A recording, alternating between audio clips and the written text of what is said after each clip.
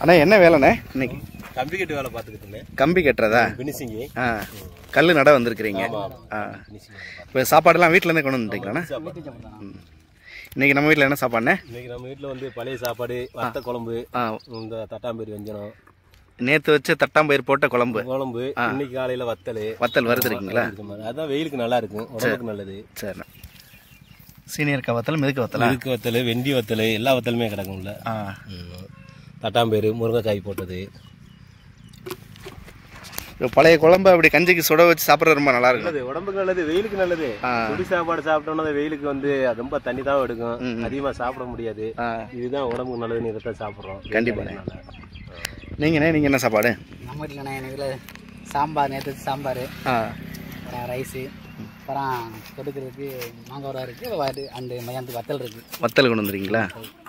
மதியானத்துக்கு தண்ணி ஊற்றி வச்சுட்டு இந்த வத்தலையும் சாப்பிட்டுக்குவோம். மதியத்துக்கு தண்ணி கஞ்சா சாப்பிட்டுக்கிடுவீங்க?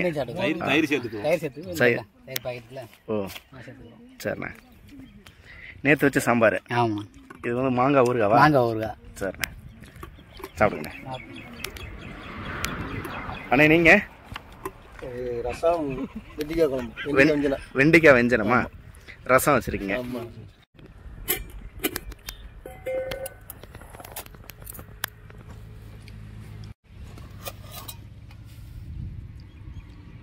ரசம், வெண்டிக்காய் பொரி.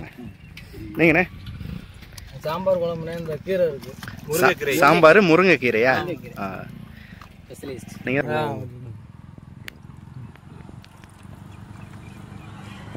அப்படி கீரை லைட்டாக எடுத்து வச்சுருக்கீங்க. சோத்துல வைங்க, சாப்பாடு கொஞ்சம்.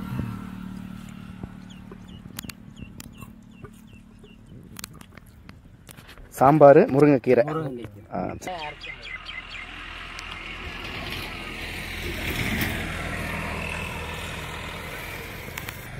அரிசி வந்து உங்கள் காட்டில் விளைஞ்சது? காட்டில் வந்து நாங்களே அறுவடை பண்ணி நாங்களே மில்லுக்கு அனுப்பி நாங்கள் வீட்டுக்கு தேவையானது உங்கள் வயல்லே விளைவிச்சுக்குவோம். மிச்சமானது கொஞ்சம் சேல்ஸ் பண்ணிக்குவோம். இது நம்ம பகுதியில் என்ன ரகம்னா அதிகமாக பயிர்றீங்க? ஆர்6, கோயம்புத்தூர், கேடி 45,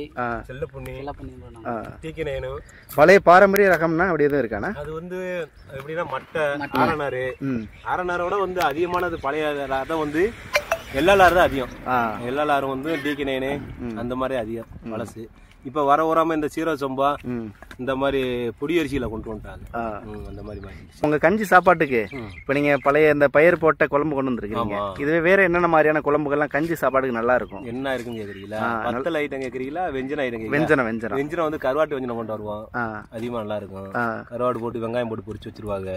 அடுத்து சுண்டல், இந்த மாதிரி நல்லா பழைய வெஞ்சலுக்கு சுண்டல் நல்லா மறுநாள் நைட்டு வச்சு மறுநாள் சுட வச்சு கொண்டு வருவோம். அது நல்லா இருக்கும் பழைய சாப்பாட்டுக்கு. அது எடுத்துக்கிட்டோம்னா அப்புறம் வத்தல் ஐட்டம் தான், மாங்காய் ஊறுகாய், வத்தல் ஐட்டம் அந்த மாதிரி அதிகமாக கொண்டு வரும். இது வீட்டில் செய்யறதானே? ஆமாம், வீட்டில் செய்யணும்.